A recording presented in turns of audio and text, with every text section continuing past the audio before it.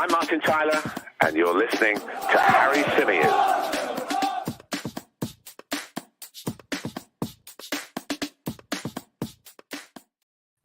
Hey everybody, how's it going? Welcome back to another live edition of the Chronicles of a Gooner, the Arsenal podcast, part of the 90 Min Football Network. It's been a while. It's been a long time coming, but finally we're back with one of our crossover episodes. I'm delighted to say that I'm joined by Tom Canton from the Gooner Talk TV. Tom's back from his honeymoon, looking refreshed, back on the 8 a.m. shows. How you been, mate? Long time no speak. Yeah, not bad, thanks, mate. All good. Although I feel like the lighting doesn't do me justice. I feel like I put on a little bit of colour, but barely anything. I mean, to be fair, I can change the light. If I put it onto that one, I look a little bit more tanned, but I'm using this one and I look completely pale. Maybe we'll switch it to that one and it'll look a little bit better.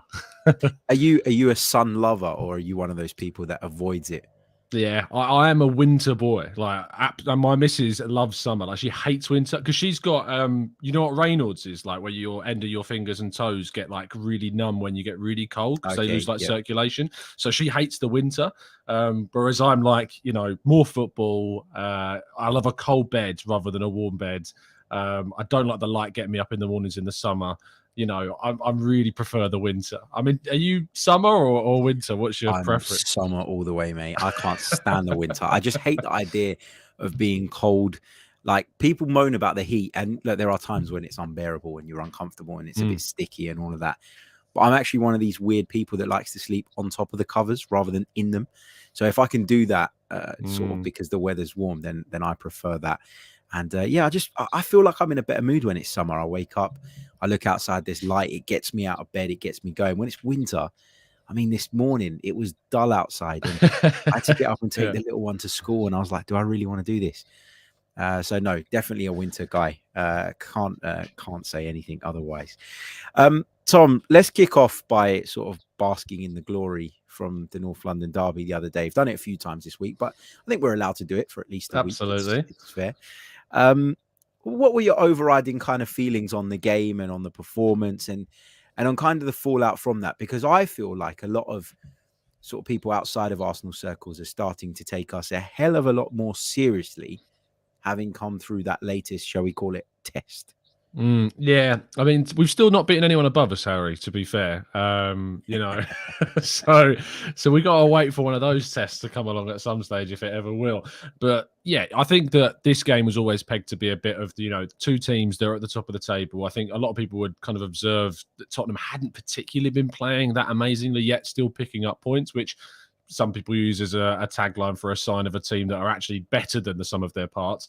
And I think a lot of people kind of tipped Arsenal to be a side that are playing at the maximum of their abilities. But actually, I kind of looked at Arsenal still as a team that have got several gears to go. And I think they put that into practice. I definitely think the performance was of a team that had so much motivation to try and win it. I love the fact that we didn't necessarily tailor the way that we were going to play, knowing Spurs' strengths. I don't want to be in a position where we're only looking at the opposition. I want to be in a position where Arsenal are playing where they know where their strengths are. They play no matter what. And yes, we were opened up a few times, as is going to happen. I don't think you're ever going to have a game, unlike the Bournemouth game earlier this season, where, you know, you really do end up shutting out somebody for the whole 90 minutes, really. But against teams like Spurs, that's not going to happen. So you might as well just play the way that you know you're confident doing, and ultimately come out as a winner. But yeah, I think people definitely have responded to this on the most part, seeing Arsenal as, definitely a threat alongside City this season. What's all this talk about Tottenham deserving something from the game? I've come across multiple clips on social media. I've read certain articles, certain stories. And it drives me mad that people are wanting to give Tottenham credit or trying to essentially downplay what we did by saying, well, they had openings. The last time I checked, an opening wasn't worth a goal. Yeah. Look, Spurs are the darlings of the media at times, you know, so there's got to be shit. I don't understand it. Yeah, we're Arsenal. So I think, you know, there's always this kind of, I think part of the fact is they've got England captain as the striker. I think that's part of it. I think that Spurs have always had quite a number of players in the England squads. They've had a lot of, obviously, England legends down the years as well. So there's just kind of this overall liking of them. They're always seen a bit as underdogs as well. You know, that British kind of nature of loving an underdog story. I think that comes into it too. And because Arsenal have got history of being a dominant force in English football, you know, it's not always fanciful to like Arsenal. I mean, historically, Arsenal aren't very well liked anyway, you know, amongst not only the media, but across the country. So I think that there is that. And there's always this kind of need to undermine Arsenal. And in this case, that would be trying to show that Spurs deserve potentially more than they actually did, which was very, very little. Yes, they created what you would describe earlier as openings, but openings don't win games. You know, goals win games. And it wasn't only goals that won this. You know, there are games where teams score more goals than the opposition, but they've had like 30% possession. That doesn't mean necessarily they deserve to win. And you look at the Manchester United game earlier this season. Man United didn't deserve to win that game 3-1 by any stretch of the imagination. But it was the way in which we obviously were naive and created mistakes for ourselves that opened that. But for this game, Arsenal were deserved victors, and Spurs will not, as some have described it, and shouldn't be described as a team that will rue mistakes or rue an opportunity missed. Arsenal were great, and they won because they were great, and it was as simple as that. I don't want to spend like too much time talking about Spurs because this is an Arsenal podcast and nobody wants to hear that. But I do want to kind of touch on their kind of game model just quickly, because it feels to me like they're a team who go into games with very little margin for error based on the way they want to play. So what I mean by that is they can't afford to concede because they're sort of, you know, their game plan is based around making it difficult for people. And the minute you do concede early on, especially, that game plan goes out the window and you have to then change your approach, especially in fixtures with the likes of Arsenal. Then you've got, you know, situations where they do get forward, but because they're not playing in a very offensive and sort of open way, the chances that they create are limited. So they're relying on Kane and Son, who normally are, to be fair, to be incredibly efficient in front of goal. It just feels like it's a really flimsy game plan. Would you agree with that? Yes, to an extent. I think there is a flimsy game plan in the sense that, look, when it comes to Arsenal, anyone that comes up against Arsenal, the only way that you're going to beat them is on the counter. That's the only way you're beating Arsenal. And so, and I think actually what's interesting is, unless maybe you're Manchester City, because I think in that game you're going to see Arsenal obviously have far less possession, and then maybe we have to hit on the counter. Who knows? We don't know. We'll have to wait around until, you know, next year until it happens. But for Spurs, the only way they were going to win that game at the weekend was by hitting us on the counter and taking their chances. They weren't going to press us. They weren't going to dominate us. There was nothing about that. So flimsy in kind of a game plan. I don't. It was Spurs you were talking about being kind of flimsy, right? In the sense that, in like it's like built on a house of cards. Like if one thing, like I watched them at the weekend and I thought, if they don't keep us out in the first half an hour, I don't see how they get anything from this game. But if they do, then great, you know, for them, from their perspective. I think that's the way they set out to operate. Like the minute they go behind, it's not about counter-attacking anymore, is it? Because you could quite easily, we wouldn't, because we're not that type of side, but other sides would probably go, right, we're 1-0 up now. We'll sit back. You bring the game to us. And I don't think Tottenham are very good at doing that, on the road especially. And I think that if you look at kind of the two clubs in terms of like a case study, Spurs, as Hanks points out in the chat box, you know, Spurs have finished above us for the last, 6-7 seasons. And the thing is, I wouldn't trade kind of the positions necessarily, because those 6 years have won them nothing. They've not achieved anything in that time. And I wouldn't trade the position that we have got into based upon the journey both teams have gone over the last 6 years. Arsenal have gone through some really awful times, worse times than Spurs have in those 6 years. But the way in which those two teams played the North London derby is the perfect example of why Arsenal were absolutely right to go down the pathway of going for a project rather than a win now, worry about what happens in the future later. Because Spurs are going to see the detriment of that probably at the end of this season, or maybe even earlier if Antonio Conte moves on, which I'm expecting him to. And when you look at specifically where Arsenal are moving, it's in a progression. It's in arresting a slide that happened previously, moving to a position where we, at the start of Arteta's tenure, played defensive football. It was bland. It was horrible, but it was to secure up our defence, which was leaking far too many goals. Now we've added gradual quality. We're going into these games against Spurs as a dominant side, creating loads of chances with world-class players like Gabriel Jesus, etc., Thomas Partey, and potentially William Saliba. And now we're looking at a position where we're going into a Liverpool game where I'm expecting us to be the team that should win that game. I look at that game and go, Arsenal should win. Now, if you look at Spurs against Liverpool, in any of those 6 seasons, even at their peak, I'm not looking at them at this season or 6 years ago and going, they're going into a game against Liverpool where they should win. But Arsenal have got themselves into a position where they're going into a game against Liverpool as in my opinion, favourites for that game. Whether that happens or not, and then whether we win that game or not is a different discussion. But for me, we're going into that game as a side now that should win, and that is hugely evident of the progression that we've done over the last 6 years. Am I the only one that feels like because we beat Spurs, I would be quite content with a point against Liverpool coming up this weekend? A point against them is something we've not managed to do in some time. You know, we did get our win at home, where I think Nelson and Lacazette scored in that game. Was it 2-0 that game? Or was it 2-1? Can't quite remember the score. I think it might have even been 2-0. I think it was, yeah. Because I think they'd already won the title at that stage. That was because I'm pretty sure that's the season they won the league. So that kind of anomaly result where, you know, it was a weird kind of lack of competitiveness game. We just haven't been able to take points off Liverpool in the league. We've just not been able to do it. And so we, for me, in this game, should, as I say, be looking to try and win it. But we also have to be respectful of the fact that Liverpool are still a very good team. You know, they were dominant in their game against Rangers. They've beaten Bournemouth, 9-0 this season. They are a team that have a lot of quality. And the front four they played yesterday with Jota and Nunez and Diaz and Salah, there's world-class players galore in that side. So they are dangerous. I'm not saying that I'm going into this game as favourites. I'm not going into this game as saying we should win with arrogance. It's not about that. It's about the fact that Arsenal have elevated themselves to a position where they can go into a home game against Liverpool. And I feel as though we should be going in now as favourites at this point of both teams in their form.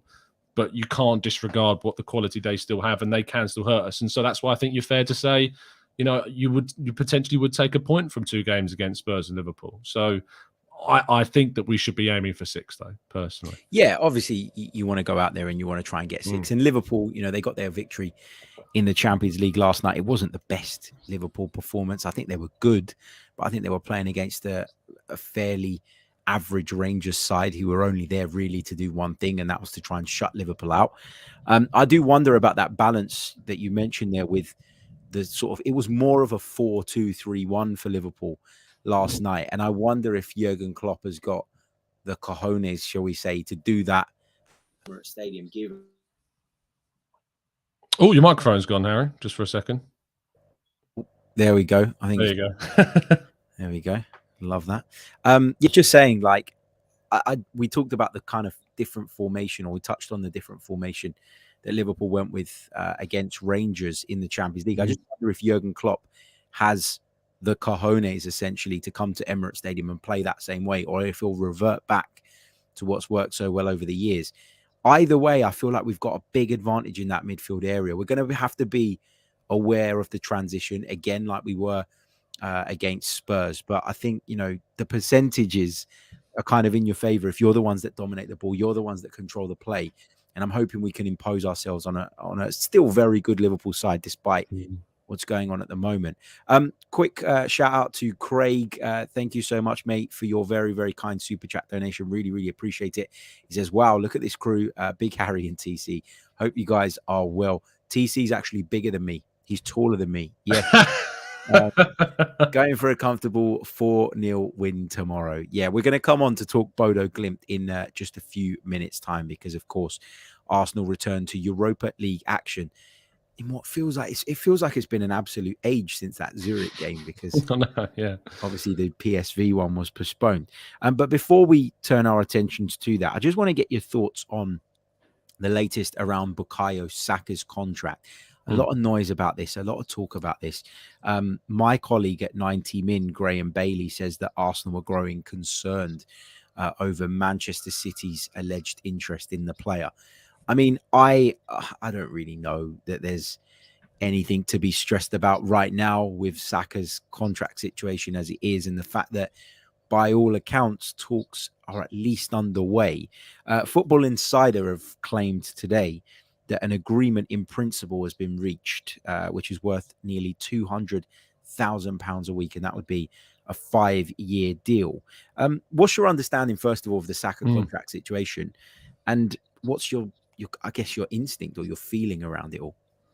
Yeah, I can't say that I can. What's the right words? I can't say that I know.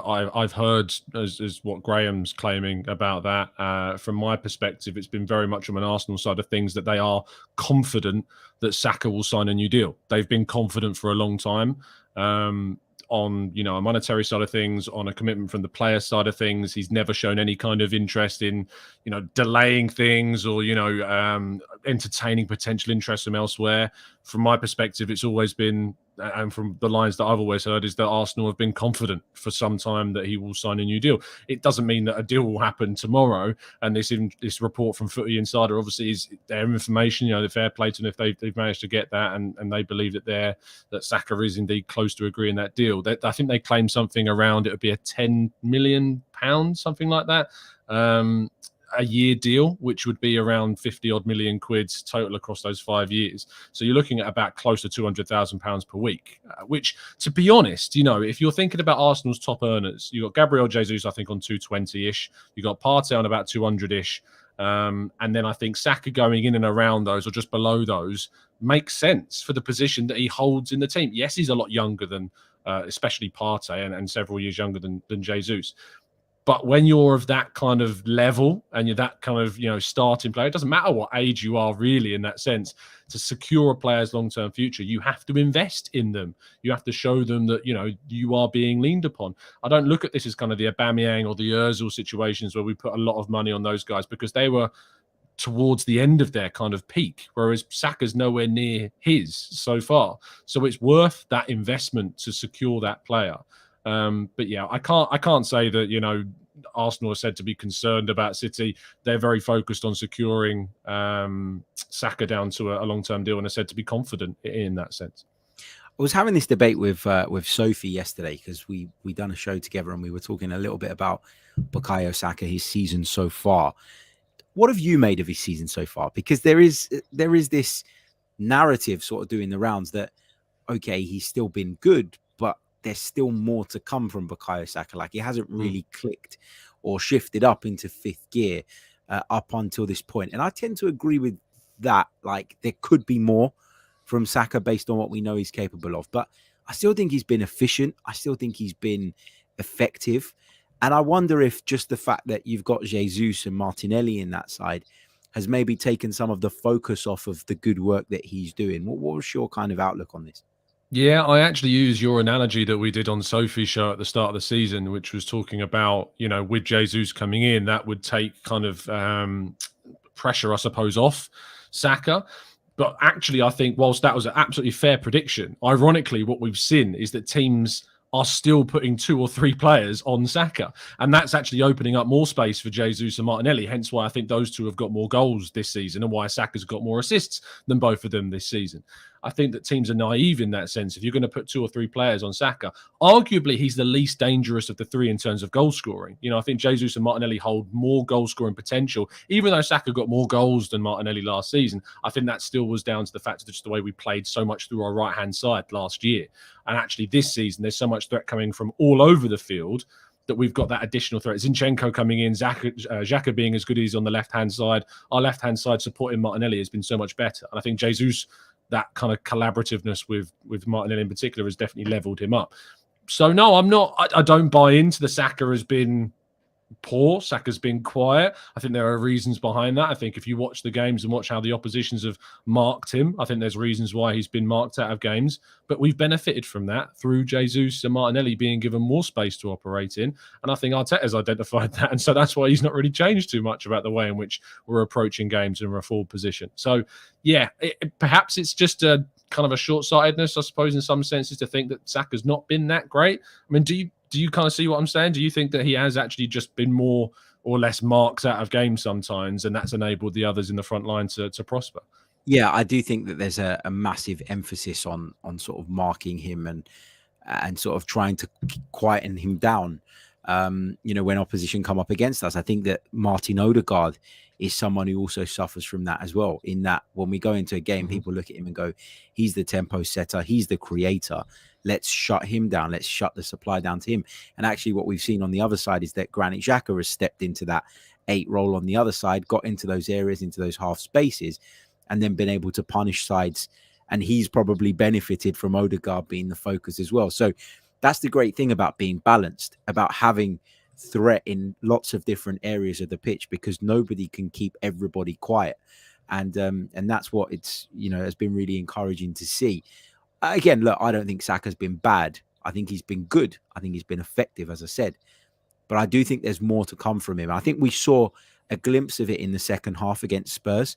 I thought he was just a little bit more aggressive in the second half. I know patience was probably high up the agenda going into that Spurs game, knowing that they were going to sit back, knowing that we were worried about the threat on the break and that we had to be responsible with possession a little bit more. So, there were times where I thought maybe he could cut in and have a shot. Maybe he could pick up the ball and run at someone and be a bit more aggressive. And instead he opted to check the ball back inside. That was ultimately how the Partey goal came about, right? It was into Ben White, lay off to Partey, and there you go. But I thought in the second half, particularly at the start of the second half, where the Gabriel Jesus goal came about, he was much more aggressive. And I think as well, having Ben White, who seems to be more frequently now than ever making those runs on the overlap, gives him that bit of room to go, yeah, you know what, I'm going to use you as a decoy and I'm going to drive in. So I just think his game is changing a little bit because of the rest of the weapons we have. He doesn't need to be as individualistic, I guess. Yeah, and I think, a lot of people put a lot of emphasis on goals and assists for obvious reasons. Actually, the way in which you're playing and results matter far more than the number of goals individuals are scoring, the number of assists individuals are scoring. I think that's what Odegaard often falls foul of. Everyone rates Bernardo Silva as this ridiculously world-class player. Do you know why? Because he is that good. But last season, you look at his numbers compared to Odegaard, and they're the finest of margins in terms of difference between each other. And that's during a season that a lot of people wanted to see Odegaard score more and assist more.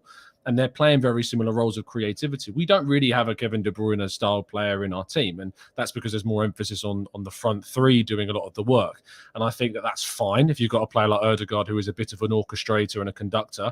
And Saka kind of faces this similar problem where his creativity sometimes draws a conversation around, is he scoring enough goals? We don't need him to be challenged to score more goals if goals aren't being a problem for us. This season, we're scoring plenty, and we're scoring enough to win the every game bar one so far this year. And we should have, to be honest, going to Man United. We went 1-0 up in that game thanks to a brilliant finish from Gabriel Martinelli, which should have stood. And then the goal that we did score was because of an Odegaard pass through the middle that forced the opportunity for Saka to then score. So we're still talking about those situations where players aren't necessarily being appreciated as much. But it frustrates me still because I do think there is an element of doubt around Mikel Arteta. And because of Mikel Arteta signing a player like Martin Odegaard or putting Saka into the squad over a player like Nicolas Pepe, these types of scenarios often get used as a bit of a stick to beat Arteta with unnecessarily. I don't know if you found this. I don't necessarily find it in my chat books because I've probably blocked half the trolls by this stage. But I still find, especially when I jump on to, say, the lounge on Monday nights, or I was with Lee Judge's TV on the other night, there is still yet people kind of trying to undermine decision-making processes of this season, even though we're seeing so much success at the start of this campaign. I mean, do you find it as well? Yeah, I do. I think there are people who, have opinions, and that's fair. Like, you can have an opinion on what you think works better. But I think the way you go about pushing that opinion should be dependent on what's going on in terms of results. And ultimately, you might not agree with the route, but we're getting the success at the moment. So I think you can make those points and you can be critical in that you think that if you were in that position, you'd do it differently. But ultimately, the results are there. The performances are there as well, which is, for me, just as encouraging as the results.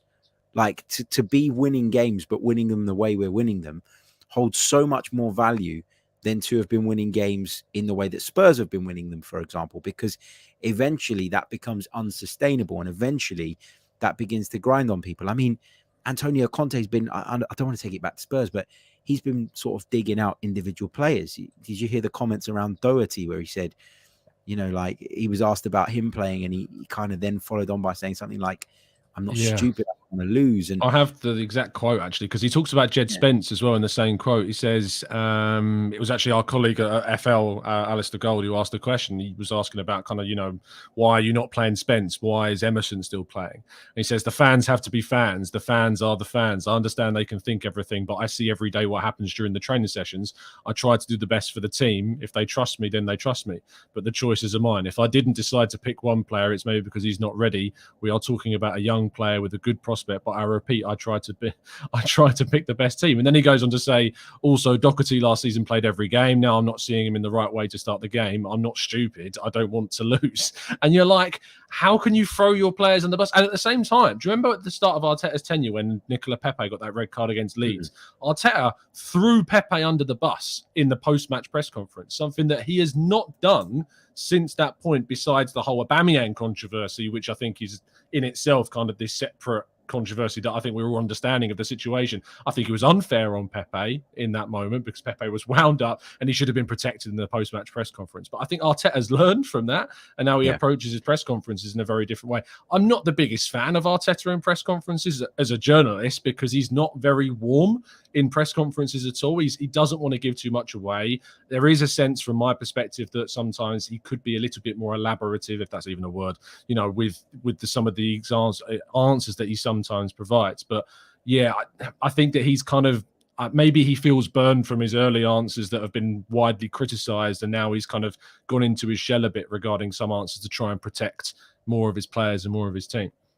Yeah, I totally agree with you. I don't think he's very open in press conferences. I think he's, and as you say, I think at the beginning of his tenure, maybe emotion took over at certain points, and he did things and said things that maybe in hindsight he would have wanted to sort of cancel out, if you like. But I think now what you see from Arteta is somebody who is just so focused on sort of keeping that morale up within the group that he's just essentially not interested in giving anything away that could potentially give secrets to an opposition. So team news, I don't know if you found this. I found making previews this season an absolute effing nightmare because Mikel Arteta never gives you team news. He doesn't give you anything. It's always, well, we've got one more training session. Or, we're going to assess the players. They've just finished training 2 minutes ago. We're going to assess them. There's never any sort of giveaway on that. So that makes it difficult. But obviously it keeps the opposition guessing. And I think you're right. I think he's learned from his earlier experiences. I think he looks at that group and says, this is my group now. This is my team. And I'm going to protect them now. I don't think he was always willing to protect certain people who he felt were essentially throwing him under a bus by not performing or by not keeping their heads and stuff. So yeah, interesting stuff. But you're right, he's a journalist's nightmare. But as long as he wins football matches, none of us really care, to be honest. Let's just take a quick super chat, and then we're going to focus our attention on the game against Bodo GLIMT, which comes up tomorrow night at Emirates Stadium. Sam says they should do a best collaboration for the football awards. If they did, this would win. Sam, thank you so much, mate. Really, really appreciate it. And it's always a pleasure chatting Arsenal with Tom. Tom's going to be at the game tomorrow. I'm going to be at the game tomorrow as well. Hopefully we catch each other. How are you feeling going into this game? I mean, I'm pretty confident, but do you see this as, this is going to sound really horrible and maybe a little bit arrogant because of the opponent, but do you feel like this is a bit of a pain in the arse given we've got Liverpool at the weekend? I know exactly what you mean. Yeah, I know exactly what you mean. There is this argument that the Europa League in itself, not just this game, can be a distraction. I think the games against PSV are going to be more competitive. PSV are a very good team. But at the same time, Bodo GLIMT took a point away from PSV. And Bodo GLIMT have got a record of taking points against big sides in the last couple of seasons while they've been in Europe. So they are no mugs and we shouldn't underestimate them. But it is in that same sense a bit of a frustration to have this game right before Liverpool. However, you could flip it and you could say that this is an opportunity to not only give players minutes that aren't necessarily getting minutes and they need them, but to build up more momentum from that Spurs game. A week gap between two games sometimes can feel like too much, especially for players. So there's an opportunity to continue to build that momentum. That's why for me, I'm starting Gabriel Jesus in my lineup for this game. Part of that actually bleeds into the fact he's got 4 yellow cards, so he's going to miss a Premier League game at some stage. So I kind of want to keep giving him minutes.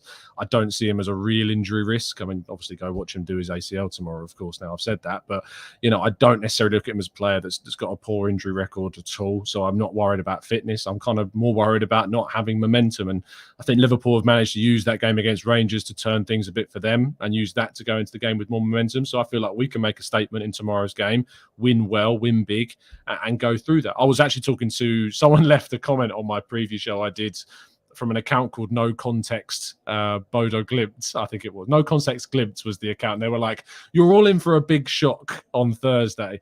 And so I messaged an account on Twitter that was obviously the same, asking if that was them, and it turned out that they was. And, they've said it'll be a fun match considering kind of where Bodo GLIMT are.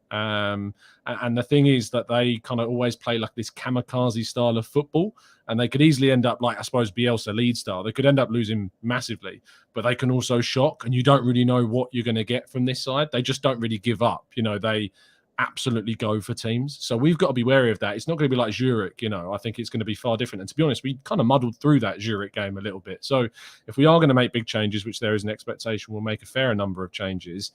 I genuinely expect Bodo to threat us, because they will, and they are a decent side. Let's just take this one quickly from Ash. Thank you for your very kind donation. Says Bodo are a Norwegian Brighton, very well run.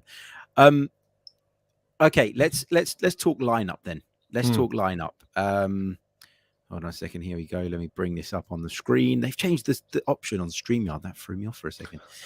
Okay, so like present or something. Yeah, present. Yeah. That's it.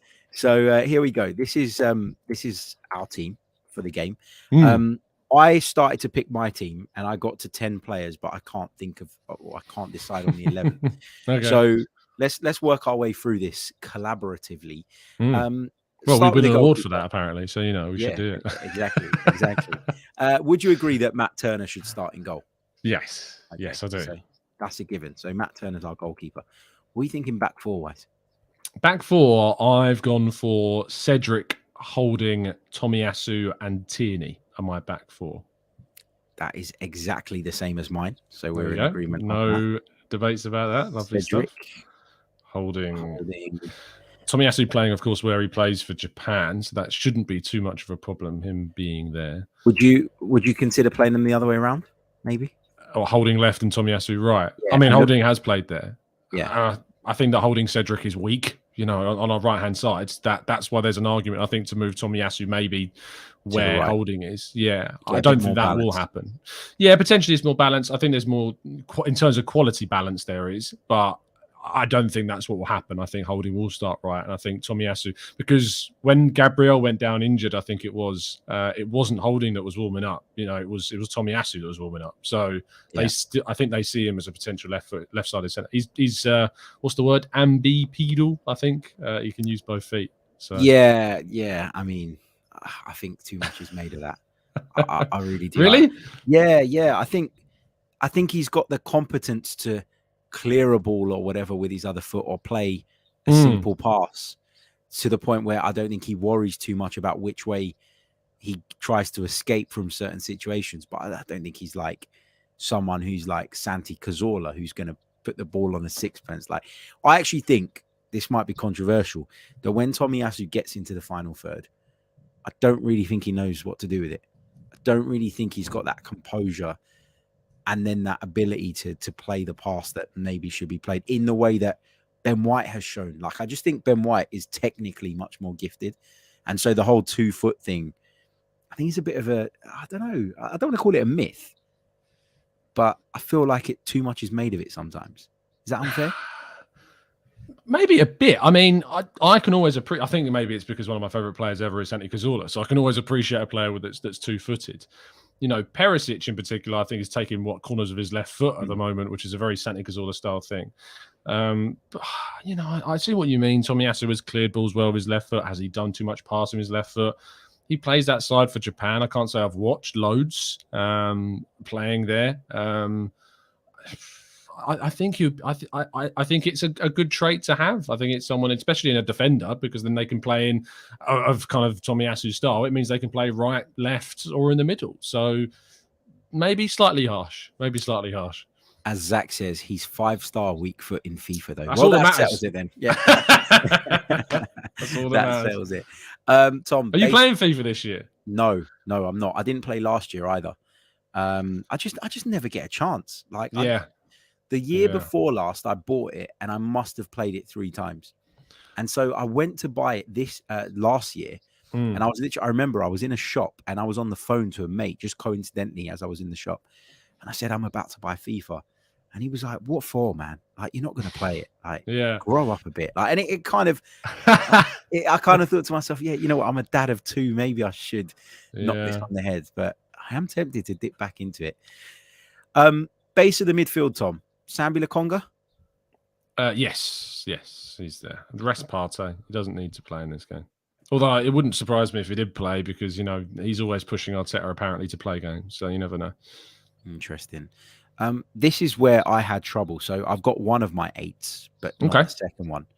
So I'm going to put Fabio Vieira in there. I guess in the role that I would play Odegaard in normally. I'm not playing Odegaard. That's my spoiler. You know, he played a couple of times on international duty. He was a fitness doubt going into that as well. Who else plays in that midfield for you? Because I know who my wingers are. I know who my striker is. But I can't quite put my finger on who should play. I got Xhaka there, personally. Okay. I just think he's a monster. Like, I just think he can play. Like, I just think he just can play every game. And I don't think there's too much of an issue. Like, you can always bring him off for, you know, a Matt Smith or someone off the bench. Like, I just think he can play. Yeah, I would just play Xhaka there. Not with that too much of a problem. Yeah, I mean, I would have probably said, I know he's not the same type of profile player. I would have said, can we get away with maybe Emile Smith-Rowe in there if he was fit? You know, El Neni would be an option if he was fit, and then maybe Lokonga could play as an 8. But I think given our current options, I think that's probably the only way to go, really. And when you think about the sort of robustness, if you want to use that term, of our players, Xhaka is right up there in terms of durability. You can't imagine him being, you know, exerted an awful lot in this fixture, hopefully, anyway. You would think, wouldn't you? But I mean, his new role does cause him to run a hell of a lot more than he was doing previously. So maybe we've not yet seen him tested as much playing 2 games a week in this style of role. So maybe that will see him come undone. I think Smith-Rowe's injury is absolutely so annoying because he could have played, I think, with Vieira in some of these games in a midfield too, and showed what we could do more creatively from that position. But it sucks. It is what it is. But I think Xhaka's the most sensible choice. Yeah, I agree with that. Okay, front 3. Who have you got for us? I've got Marquinhos on the right, Nketiah on the left, and Jesus in the middle. Jesus in the middle. Interesting. Interesting. I just think we can play him. Like, and as I say, I rate BODØ GLIMT, and I think that they are a decent side. So I think we're going to need to score. And I would just like to give the opportunity for Jesus to score more goals. If he's confident in goal scoring, it's only good for us. So, yeah, that's my front 3. I know some people would put Nelson in. Did you put Nelson in? Yeah, I did. Yeah, I just don't. I just don't really see the point other than rest. That's the only reason. I don't particularly think he's good enough. Like, I thought he was okay on loan with Feyenoord last season. I think his time at Arsenal's come to an end. I don't know what putting minutes into him is really that beneficial for, other than just rest for another player. Do you know what I mean? Yeah, I get where you're coming from. Like, I think if you don't think that he's got a future at Arsenal, then kind of what's the point? Yeah. And so I get all of that. Interesting, he was on the bench at the weekend. Let me just put this in a poll. What would your front 3 be versus Bodo? So we've got, my option is Nelson, Marquinhos, and Nketiah, Nelson and Marquinhos. And you've gone with Jesus, Nketiah, Marquinhos. And Marquinhos. And that's with Nketiah playing from the left, right? Yes, because he comes off the bench and plays that role quite a lot. So it's not an alien position to him. You could even move Jesus to the left if you wanted. Both of them are capable of playing. And I think that, to be honest, if you do start them both, they probably will interchange. So, yeah, it's not an issue. Cool. People, start voting on that in the chat box and let us know what your thoughts are. We'll just quickly share our predictions on the game. And then we'll come back to that poll and see where we're at and make that decision based. Well, you guys make the decision essentially. So Tom, prediction: Arsenal versus Bodo Glimt in the Europa League group stage under the lights at Emirates Stadium coming up tomorrow night. 4-2 is my prediction. 4-2. I'd be disappointed if we conceded 2 goals to them. Yeah, like they're just chaotic. Like they're just, as I say, they're very Leedsy. So I can just see it being quite high scoring. It might end up being a 1-0 bore.